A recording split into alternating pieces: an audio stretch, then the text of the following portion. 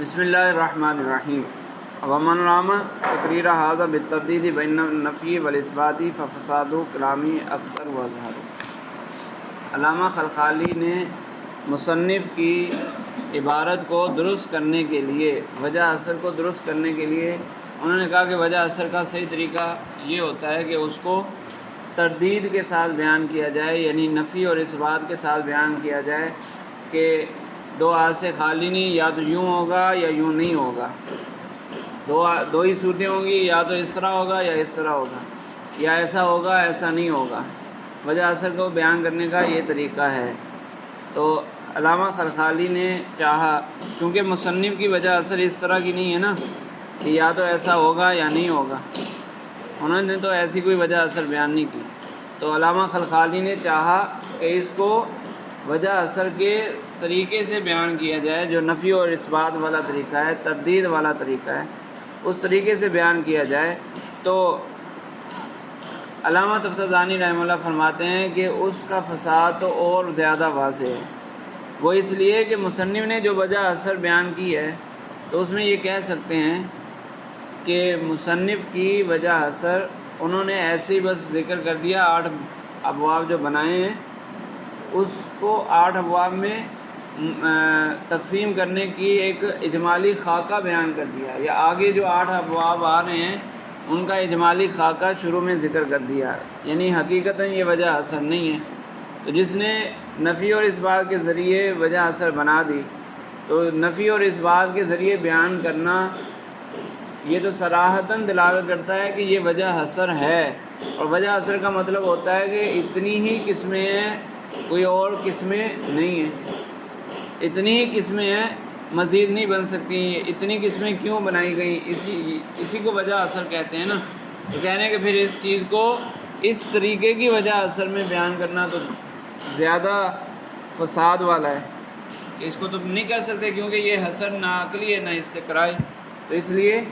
اس کو نفی اور اثبات کے ساتھ بیان کرنا تو بالکل غلط ہے۔ سمجھ آ گئی؟ جی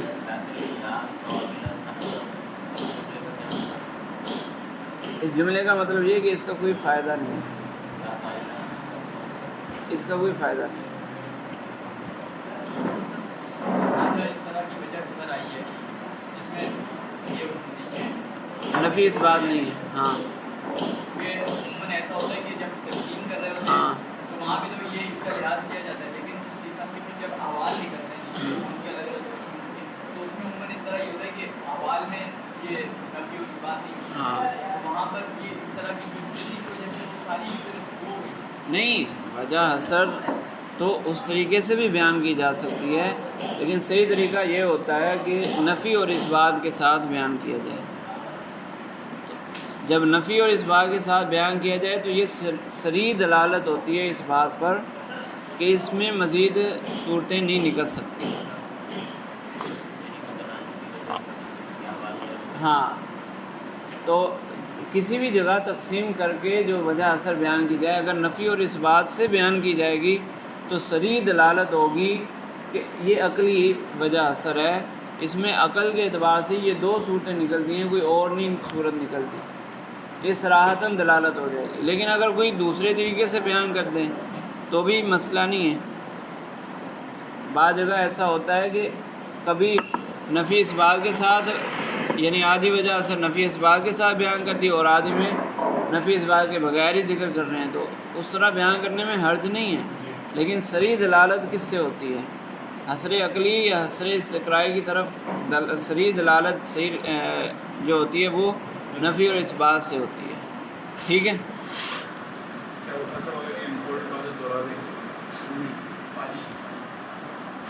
وہ کل والی بات ہی دہرائی ہے، کل والی بات کو دہرایا ہے۔ فَالْأَقْرَبُ أَنْ يُقَالَ اللَّفْظُ إِمَّا مُفْرَدٌ۔ اب جب علامہ تفتزانی رحمہ اللہ نے اعتراض کر دیا مصنف کی عبارت پر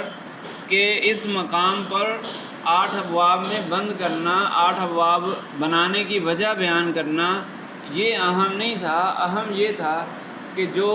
احوال الگ باب کی شکل میں لکھے ہیں ان کی وجہ بیان کی جائے، یہ زیادہ اہم تھا۔ تو اب علامہ تفتزانی کہہ رہے ہیں فَالْأَقْرَبُ، تو زیادہ بہتر تھا کہ یوں کہا جائے اب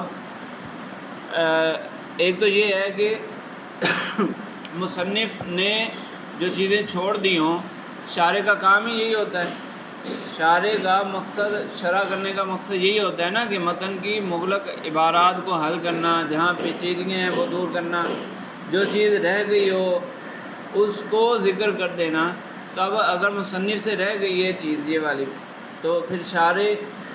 اس وظیفے کو، اس کام کو پورا کریں گے۔ یہ شارح کا وظیفہ ہے، شارح کا کام ہے، شارح کا یہ فرض ہے، وظیفہ بمعنی فرض، ٹھیک ہے۔ تو اس لیے علامہ تفتازانی نے فرمایا فالاقرب، زیادہ بہتر یہ ہے کہ یوں کہتے، وہ بھی غلط نہیں ہے، بالکل غلط نہیں ہے جو مصنف نے کہا، کیونکہ اس میں ہم یہ تعویل بھی کر سکتے ہیں کہ مصنف نے وجہ حسر بیان نہیں کی، بلکہ ان کا مقصود اجمالی خاکہ بیان کرنا ہے آگے آنے والے 8 ابواب کا۔ تو انہوں نے اجمالی خاکہ بیان کر دیا بطریق وجہ حسر، اجمالی خاکہ بیان کر دیا۔ اب ان میں سے کچھ ابواب جو آپس میں مکس ہو سکتے ہیں، یعنی مرج ہو سکتے ہیں، ابواب کو کم کیا جا سکتا ہے لیکن اضافہ کر دیا گیا، اس کی وجہ پھر شارح بتا دیں۔ تو اس لیے علامہ تفتازانی فرما رہے ہیں فالاقرب، زیادہ بہتر یہ ہے کہ یقال جی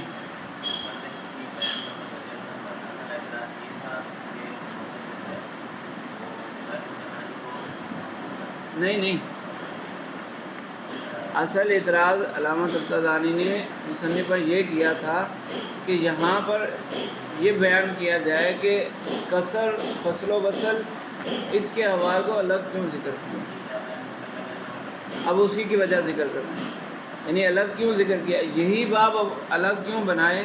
ان احوال کو الگ باب بنا دیا اور باقی احوال کو الگ باب نہیں بنایا، تو اس کی کیا وجہ ہے؟ جس طرح کہا تھا نا کہ تعریف و تقدیم، تعریف و تنقید، تقدیم و تاخیر، اس کو بھی کوئی باب بنا سکتا ہے، تو ایسا اپنی مرضی سے کوئی بنا سکتا ہے یا نہیں؟ اس طرح کیوں کیا، انہوں نے کیوں بنا دیے، اس کی وجہ بیان کر۔ تو وہ جو تھا نا فالذی یہم، پیچھے عبارت آئی تھی نا فالذی یہم یبینا، وہی بیان علامہ تفتازانی خود کر رہے ہیں کہ فالاقرب ان یقال، بہتر یہ ہے کہ یوں کہا جائے اللفظ اما مفرد او جملۃ، کہہ رہے ہیں کہ لفظ یعنی متکلم جو بھی کچھ بولے گا وہ یا تو مفرد ہوگا یا جملہ ہوگا، یا مفرد ہوگا یا جملہ۔ تو مفرد تو مفید نہیں ہوتا، جملہ اصل مفید تو جملہ ہوتا ہے، تو جملہ کہہ رہے ہیں کہ فاحوال الجملہ ہی الباب الاول، یا اس کو یوں دیکھنے کہ لفظ یا تو مفرد ہوگا یا جملہ، یعنی جملے کے اندر بھی تو مفرد ہیں، مفردوں سے مل کر ہی جملہ بنتا ہے، تو اس کی جملے والی حیثیت دیکھی جائے، ایک حیثیت جملے والی ہے اور ایک حیثیت مفرد والی ہے، تو جملے والی حیثیت دیکھی جائے تو ایک باب بن گیا، وہ کون سا باب ہے؟ ہی الباب الاول، فاحوال الجملہ ہی الباب الاول، جملہ ہونے کی حیثیت سے جو احوال ہیں، جملے ہونے کی حیثیت سے جو احوال ہیں وہ پہلا باب بن گیا۔ والمفرد اما عمدۃ و فضلہ، اور اگر اسی جملے میں عمدہ اور مفرد کا لحاظ کیا جائے، اسی جملے میں مفردات کا لحاظ کیا جائے تو مفردات دو طرح کے ہوں گے، یا تو وہ مفردات عمدہ ہوں گے یا فضلہ ہوں گے۔ کیا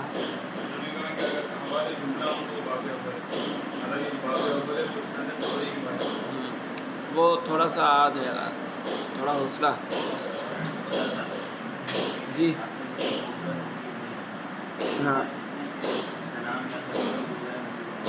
نہیں میں نے اس کو تبدیل کر دیا نا، کہ اس کو یوں کہیں گے کہ جو متکلم کلام کرے گا اس کی دو حیثیت ہیں، ایک تو یہ کہ وہ مفردوں سے مل کر بنا ہے تو مفرد اس میں شامل ہے، دوسری حیثیت یہ کہ وہ پورا جملہ ہے، تو جملے والی حیثیت لی جائے تو وہ پہلا باب ہو گیا احوال جملہ،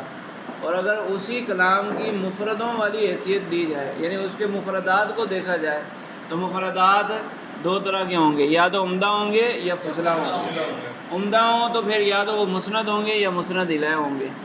ٹھیک ہے۔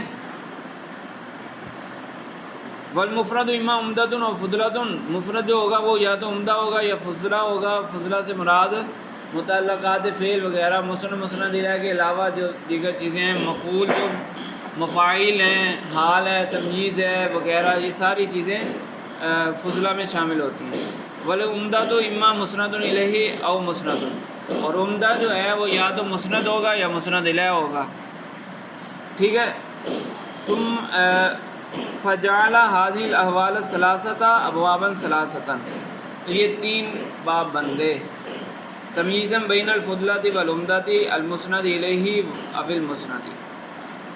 فرق کرنے کے لیے کہ مسند الگ چیز ہے، مسند الیہ الگ چیز ہے، پھر یہ دونوں عمدہ ہیں اور فضلہ الگ ہے، اس کے حوال الگ ہیں، تو تینوں کو الگ الگ ذکر کرنا ضروری تھا، تو 3 ابواب یہ ہو گئے۔ ٹوٹل کتنے ہو گئے؟ 4، ایک احوال جملہ اور 3 یہ، ہاں 4 ابواب ہو گئے، صحیح ہے۔ ایک جملے کے حوال، ایک مسند کے حوال، مسند الیہ کے حوال اور فضلہ کے حوال، متعلقات فعل، 4 باب ہو گئے۔ پھر کہہ رہے ہیں ثم لما کان من هذه الاحوال، یہ ابتداً 4 باب بن گئے، اب ہم نے ان بابوں کے اندر جو احوال ہیں ان میں نظر و فکر کیا تو پتہ چلا کہ ان احوال میں سے کچھ احوال وہ ہیں جن کو مزید جس میں گہرائی پائی جاتی ہے، کچھ احوال وہ ہیں جن میں مزید گہرائی پائی جاتی ہے، اس کی ابحاث کثیر ہیں، اس کے طرق متعدد ہیں، یعنی تمام احوال میں سے کچھ احوال ایسے بھی ملے ہمیں کہ جن کی ابحاث بہت طویل ہے، تو جب طویل ابحاث ہیں تو ان کو الگ باب میں ذکر کرنا زیادہ مناسب ہے،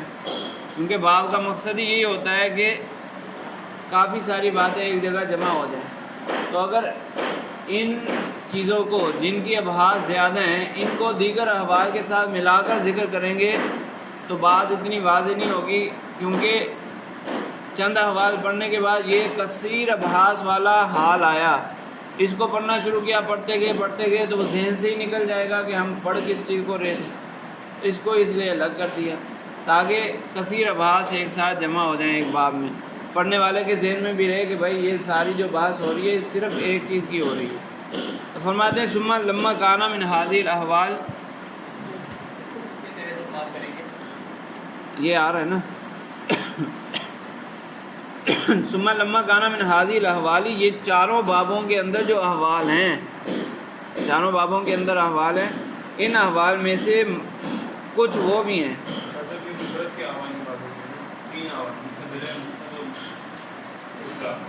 ایک منٹ صبر کر لو بھائی۔ ثم لما کان من هذه الاحوال ما له مزید غموض وکثرت ابحاث، کچھ احوال وہ بھی ہیں، ان احوال میں سے کچھ وہ بھی ہیں کہ جن کے اندر مزید گہرائی پائی جاتی ہے، وکثرت ابحاث اور کثیر ابحاث ہیں، وتعدد طرق اور اس کے متعدد طریقے ہیں، تو وہ القصر، وہ قصر ہے۔ افراد بابا خامسا، یہ 5واں باب بن گیا، ٹھیک ہے۔ وقضا من احوال جملہ تھی، تو پھر اس سے ثم لما کان من هذه الاحوال سے مراد 3 ابواب ہو گئے، 4 کی بجائے 3 ابواب ہو گئے، صحیح ہے۔ اب ٹھیک ہے، یعنی مفرد کے جو 3 باب بنائے تھے نا، مسند کا باب، مسند الیہ کا باب اور متعلقات کا باب، فضلہ کا باب، ان 3 ابواب کے اندر جو احوال ذکر کیے ہیں، ان احوال میں سے کچھ احوال وہ ہیں کہ جن کی کثیر مباحث ہیں، وہ ہے قصر، تو اس کو الگ باب بنا دیا، تو یہ کون سا باب بن گیا؟ 5واں باب، ٹھیک ہے۔ ان تینوں میں سے نکال کر ایک 5واں باب بنا دیا۔ پھر اس کے بعد کہہ رہے ہیں وقضا من احوال جملۃ ما له مزید شرف، اور جملے کے احوال جو پہلا باب تھا اس کو دیکھا تو اس میں سے بھی کچھ احوال وہ ہیں کہ جن کو مزید شرف حاصل ہے، زیادہ شرف حاصل ہے، ولہم بھی زیادہ تو اہتمام، اور ان احوال کا عرب لوگ زیادہ اہتمام کرتے ہیں، وہ کیا ہے؟ وہ الفصل والوصل، یہ فصل و وصل ہے، یعنی جملہ، ایک جملے کو دوسرے جملے سے ملانا کس طرح ہوگا، اس کا بہت زیادہ لحاظ رکھا جاتا ہے، عرب لوگ اس کی بہت زیادہ پرواہ کرتے ہیں، تو اس کو ایک الگ باب بنا دیا، تو کتنے ہو گئے؟ 6۔ فجعل بابا سادسا، یہ 6واں باب بن گیا۔ وَإِلَّا فَهُوَ مِنْ أَحْوَالِ الْجُمْلَةِ، حقیقت میں دیکھا جائے تو یہ جملے کے حوال سے ہی تعلق رکھتا ہے۔ وَلِذَا لَمْ يَقُلْ احوال القصری و احوال الفصلی والوصل، اس لیے مصنف نے متن کے اندر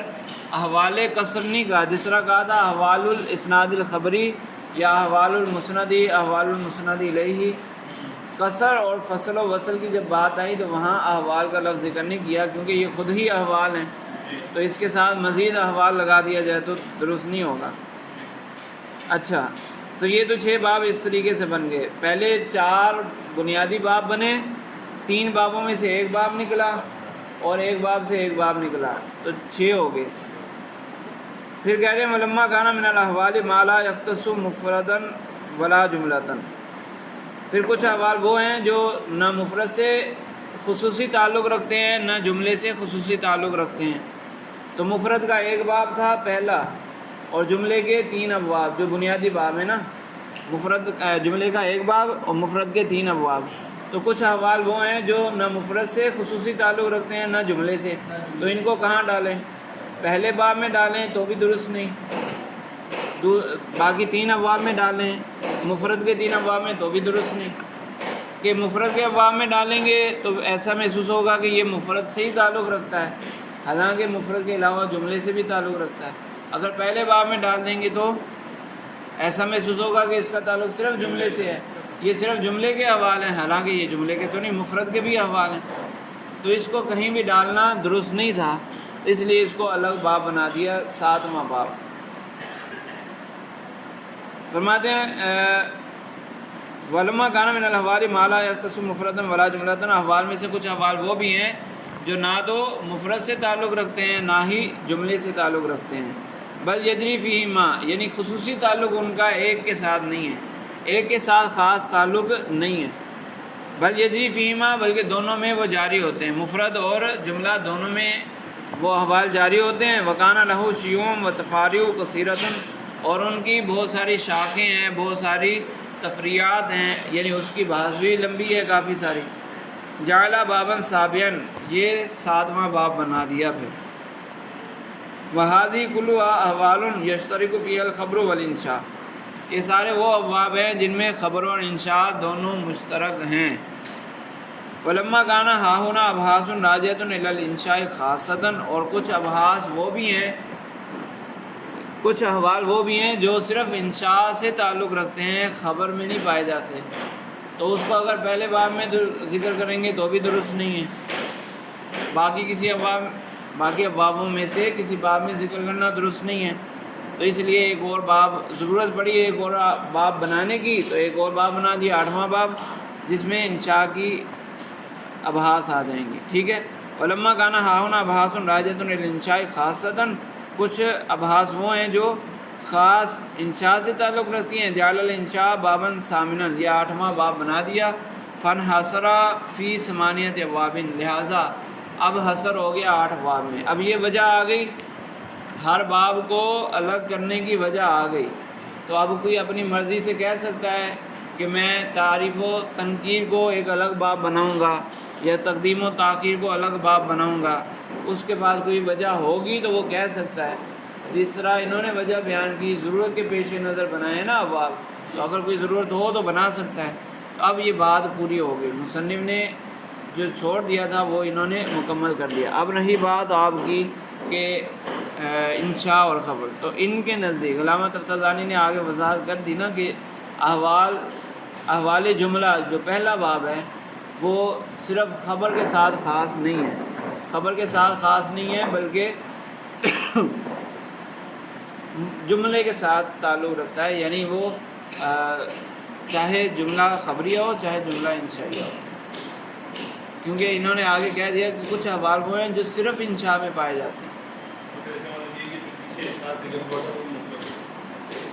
مصنف نے تو وہی مراد لیا نا احوال اسناد خبری، انہوں نے تو کہا کہ اس میں صرف یہی ذکر ہوگا۔ ہاں، مصنف کی کتاب کے مطابق بیان کر رہے ہیں، لیکن وہ جو پیچھے وجہ حسر تھی نا اسی پہ کل آپ نے اعتراض کیا تھا نا، تو اس میں تو ایک یہ بھی اعتراض ہو رہا تھا جو علامہ تفتازانی نے رحمہ اللہ نے ڈائریکٹ ذکر کیا تھا، صراحتاً ذکر کیا تھا کہ مسند الیہ کو خبر کے بعد ذکر کرنا درست نہیں ہے، مصنف نے خبر کے اندر سے نکالا تھا نا مسند الیہ کو، تو وہ غلطیاں جو اس میں تھی وہ بھی درست کر دی ہیں۔ علامہ تفتازانی نے یہ جو وجہ اثر بیان کی ہے، اس میں انہوں نے وہ غلطیاں بھی دور کر دی جو مصنف کی وجہ اثر میں تھی، اور جو چیز چھوٹ گئی تھی، یعنی جو وہم پیدا ہو رہا تھا کہ کوئی بھی اٹھ کے اپنی مرضی سے ابواب بنا دے، تو وہ وہم بھی دور کر دیا، وجہ بتا دی کہ الگ باب ذکر کرنے کی کیا وجہ ہے۔ تو دونوں کام انہوں نے کیے فالاقرب سے، ٹھیک ہے۔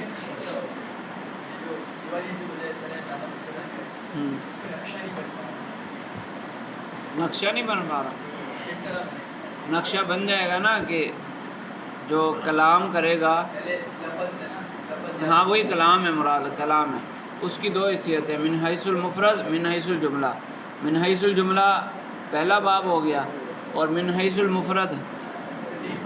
تین ہو گئی نا۔ من حیث، ہاں عمدہ فضلہ یوں کر لو، عمدہ فضلہ، پھر عمدہ میں 2 اور فضلہ میں 1، پھر جو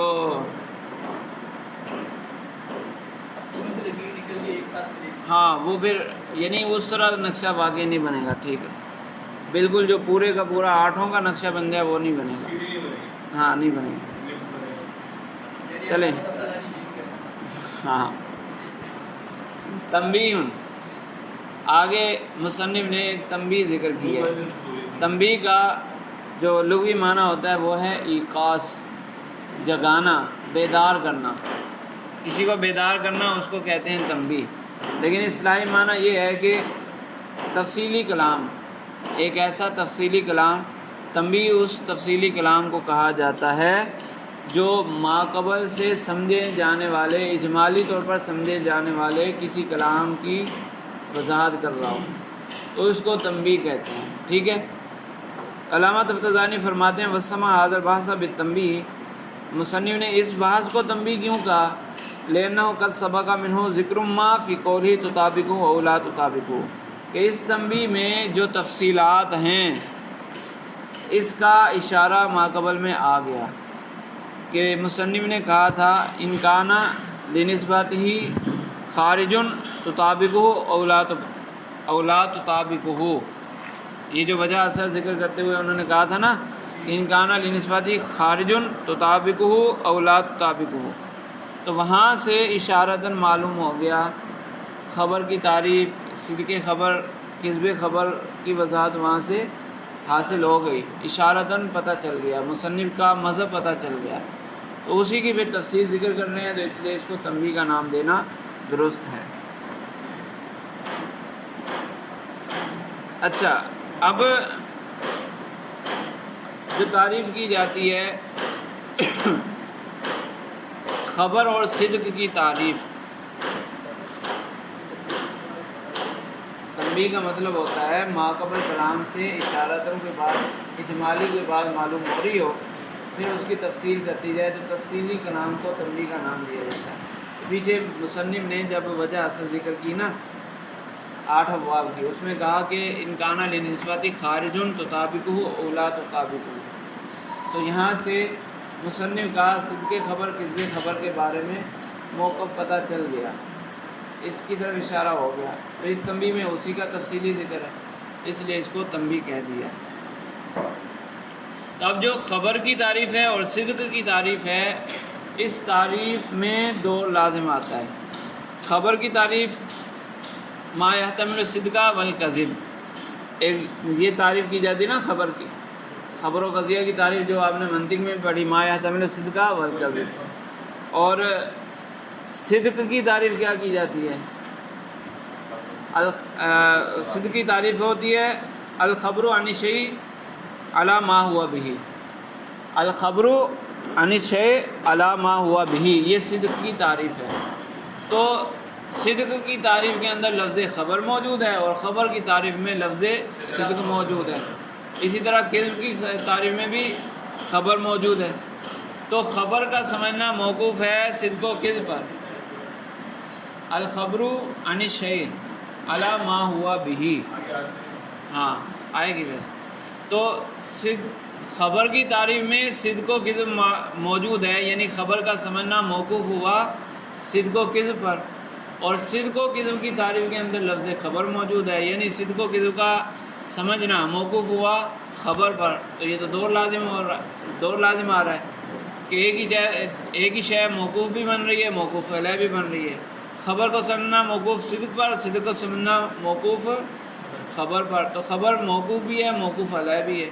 اسی طرح صدق موقوف بھی ہے، موقوف علیہ بھی ہے، تو یہ تو دور لازم آ رہا ہے۔ تو علامہ تفتزانی رحمہ اللہ اس کا جواب دے رہے ہیں، فرماتے ہیں وقد علم ان الخبر کلام یکون لنسبت خارج فی احد الازمنۃ الثلاثۃ تطابقہ او لا تطابقہ۔ جو پیچھے مصنف نے خبر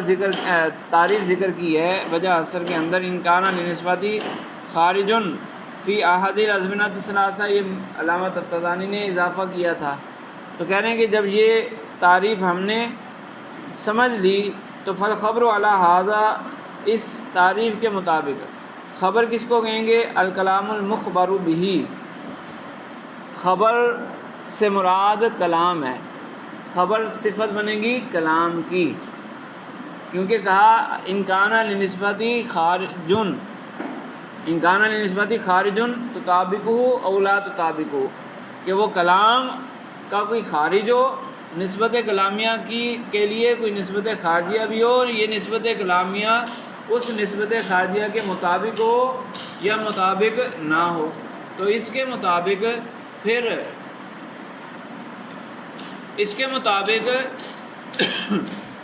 خبر کس کی صفت بنی؟ کلام کی صفت بنی، کلام کی صفت ہے خبر، ٹھیک ہے۔ اور کبھی کبھی یہ خبر جو ہے یہ اخبار کے معنی میں بھی آتی ہے، جیسے کہا جاتا ہے کہ اچھا پہلے اس کو پورا کریں، فالخبر علی ھذا المعنی الکلام المخبر بہ، خبر یہاں پر مخبر بہ کے معنی میں ہے، یعنی یہ کلام کی صفت ہے۔ کما فی قولہم الخبر هو الکلام المحتمل للصدق والکذب، جیسے کہ خبر کی تعریف کی جاتی ہے، خبر کی تعریف جب کی جاتی ہے نا، خبر هو الکلام المحتمل للصدق والکذب، تو یہاں خبر سے مراد کون سی خبر ہے؟ جو کلام کی صفت ہے، ٹھیک ہے۔ اور کبھی کبھی خبر کا معنی اخبار ہوتا ہے، جیسا کہ صدق کی تعریف میں کہتے ہیں هو الخبر عن الشیء علی ما هو به، هو الخبر عن الشیء علی ما هو به، یہ جو تعریف کی جاتی ہے تو اس کے مطابق کیا ہے؟ یہ اخبار کے معنی میں ہے۔ خبر عن الشیء، عن جب آتا ہے خبر کے بعد تو وہ اخبار کے معنی میں ہوتا ہے، تو اس اخبار دینے والا کون ہوتا ہے؟ اخبار کا مطلب خبر دینا، تو وہ کون ہوتا ہے؟